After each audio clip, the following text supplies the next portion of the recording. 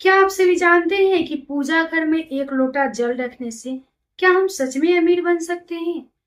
आज का हमारा वीडियो का टॉपिक है कि पूजा घर में एक लोटा जल हमें कैसे रखना है, उस जल को कौन सा उपाय करना है, उस जल को हम छिड़काव कहाँ पे करें, उस जल का उपयोग कैसे करना है और उस जल से रिलेटेड सारे जितने भी महत्वपूर्ण बातें हैं।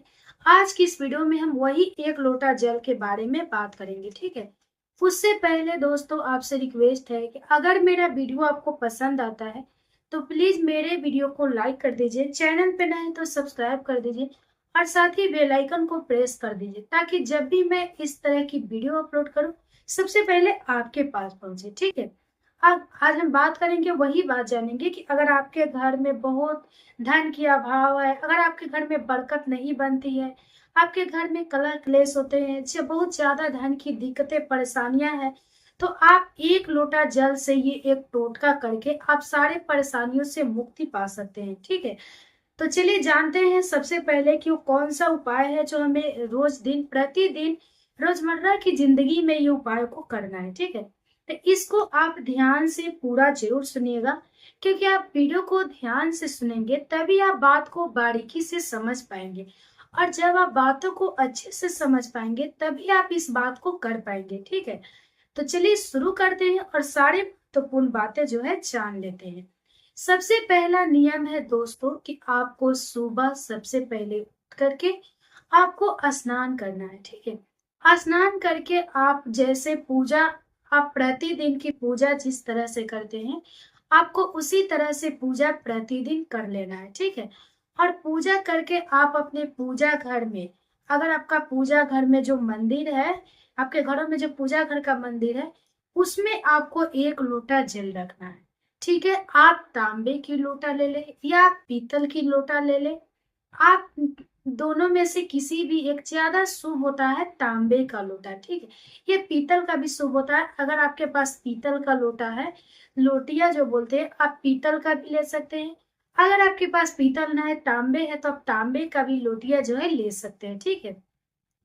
आप रखने के लिए आप स्टील का भी यूज करते हैं, लेकिन चांदी का अगर आपके पास ग्लास, आपके पास लोटिया है तो आप उसका इस्तेमाल करिए, वो बहुत ही शुभ होता है। लेकिन बहुत सारे घरों में चांदी की लोटिया देखने को नहीं मिलते हैं, उतना महंगा बहुत सारे लोग नहीं खरीद पाएंगे, बहुत सारे लोगों के घर में नहीं है। तो अगर आपके घरों में नहीं है तो परेशान होने की कोई जरूरत नहीं है। आप तांबे का, अगर आपके घर में है तो तांबे का इस्तेमाल कर लीजिए।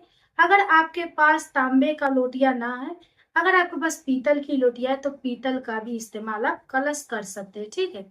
तो आपको दोनों में से कोई भी एक हो तो आप कर सकते हैं। तो शाम सुबह जब आप उठिए स्नान ध्यान करके भगवान की नियमित तौर पर जिस तरह से आप पूजा पाठ करते हैं, अच्छे से पूजा पाठ, उनकी जो भी आपकी इष्ट देवता है जिनमें आपकी रुचि है, जिनको आप दिल से मानते हैं, या शंकर भगवान हो, बजरंग बली हो, राम जी हो, कान्हा जी हो, उसे इष्ट देवी देवता कहते हैं, ठीक है। बहुत सारे लोग नहीं जानते हैं कि इष्ट देवी देवता किसे कहते हैं। तो आप जान गए ना, जिस भी देवता को आप नियमित तौर पे पूजते हैं, जिनमें रुचि रखते हैं, उसे इष्ट देवी देवता कहते हैं, ठीक है। तो ये आप जिस तरह नियमित तौर पे पूजा पाठ करते हैं उस तरह से नियमित तौर पे आप पूजा पाठ कर लीजिए। उसके बाद आप जो भी भोग प्रसाद लगाते हैं आप भोग प्रसाद लगा लीजिए। उसके बाद जो बहुत सारे लोग नहीं जानते हैं कि इष्ट देवी देवता किसे कहते हैं, तो इसीलिए समझाएं कि देखिए, इष्ट देवी देवता उसे कहते हैं जिससे हम अगर प्रतिदिन नियमित तौर पर जिन भी भगवान में रुचि रखकर जिन भी भगवान को पूजते हैं उन्हें इष्ट देवी देवता कहते हैं, ठीक है। तो आपको जिस तरह प्रतिदिन आप पूजा पाठ करते हैं उसी तरह नियमित तौर पर आपको पूजा पाठ कर लेना है प्रतिदिन के तरह। उसके बाद जो भी भोग प्रसाद आप भगवान को अगर बना कर लगाते हैं, जैसे देखिए मंगलवार हो गया, और अगर आप मंगलवार के दिन अगर हनुमान जी का पूजा करते हैं तो बहुत सारे लोग जो है उनको लड्डू बहुत प्रिय होता है, क्योंकि हनुमान जी को भोग प्रसाद में लड्डू का ही प्रसाद जो है बनाकर चढ़ाया जाता है। तो अगर आप खरीद कर दुकान से चढ़ाते हैं तो कोई बात नहीं, बहुत सारे लोग जो है उन्हें अपने घरों में बनाकर घी से, शुद्ध आटे से बनाकर उन्हें प्रसाद के रूप में चढ़ाते हैं। तो आप जैसे बृहस्पतिवार को केले का प्रसाद बांटना बहुत ही शुभ माना जाता है, और केले का भोग भी लगाया जाता है, चने के दाल का भोग लगाया जाता है। तो आप इस तरह दिन के अनुसार, जैसे शुक्रवार के दिन माँ लक्ष्मी को खीर प्रिय होता है, तो इलायची रख करके खीर बना करके आप माँ लक्ष्मी को भोग प्रसाद में अर्पित कीजिए। अगर आप प्रतिदिन जिस तरह से देवी देवता की पूजा करते हैं, अगर आप उनके अनुसार भोग प्रसाद बनाते हैं, तो आप उनसे पहले भोग प्रसाद बना करके भगवान की पूजा करें। मतलब पूरे मन से, श्रद्धा से, भगवान में आस्था रखकर उनके पूजा करें। और जो भी है आप जो उनमें मतलब आस्था रखते हैं, जिन भी भगवान में आस्था रखते हैं, आपको नियमित तौर पे पूजा पाठ जिस तरह करते हैं करके आप उन्हें, और आप बात करते हैं 1 लोटा जल के बारे में, ठीक है। तो बहुत सारे लोग जो है उन्हें जो है भोग सिर्फ लगाते हैं, 1 लोटा जल भरकर नहीं रखते हैं। तो आपको एक काम करना है कि आप भोग प्रसाद लगा कर जल आचमन जरूर करना है, क्योंकि ऐसा कहा जाता है कि अगर हम भोग प्रसाद लगाते हैं, अगर जल आचमन नहीं करते हैं, तो ये हमारे लिए अशुभ होता है। इसीलिए आपको जल आचमन जरूर करना है। तो आप 1 लोटा जल से उन्हें आचमन जरूर कीजिए।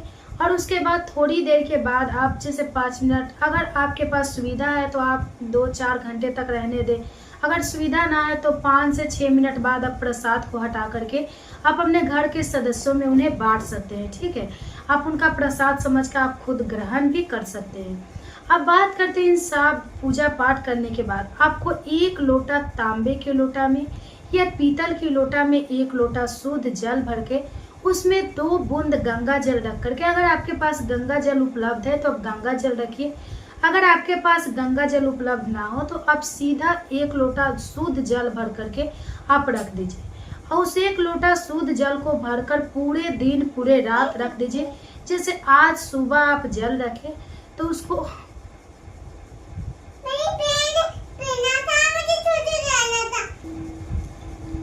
पूरे दिन और पूरे रात जो है रहने दें। उसके बाद आपको कल सुबह इस जल को उठाना है, ठीक है।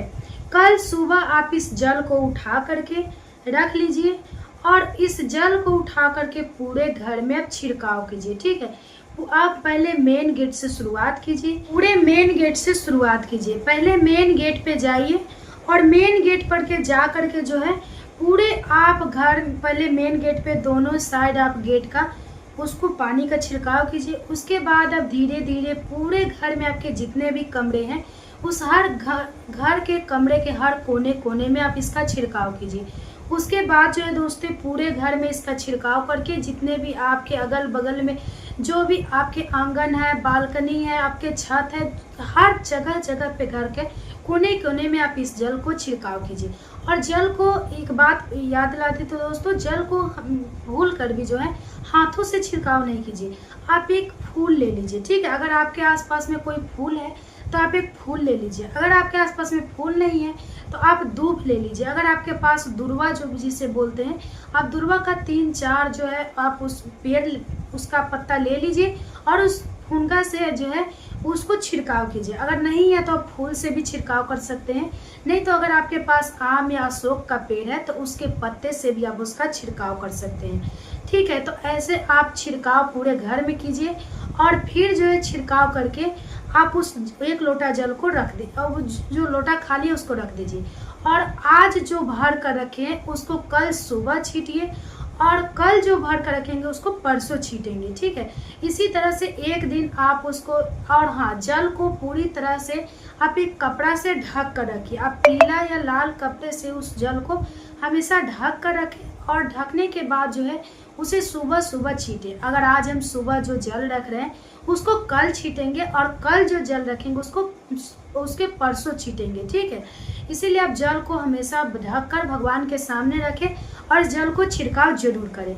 ऐसा कहा जाता है कि आपके घर में अगर धन की अभाव है, अगर आप धन अर्जित करना चाहते हैं तो ये जो धन आकर्षित करने का बहुत अचूक टोटका है, उपाय है। इसे आप आजमा कर जरूर देखिए, उसके बाद कहेंगे कि हाँ सच में आपको जो है ये उपाय कारीगर है, आपको फायदा हुआ, ठीक है। तो ये वीडियो मेरा यहीं तक का था। मिलते हूँ फिर अगले वीडियो में, तब तक के लिए बाय बाय।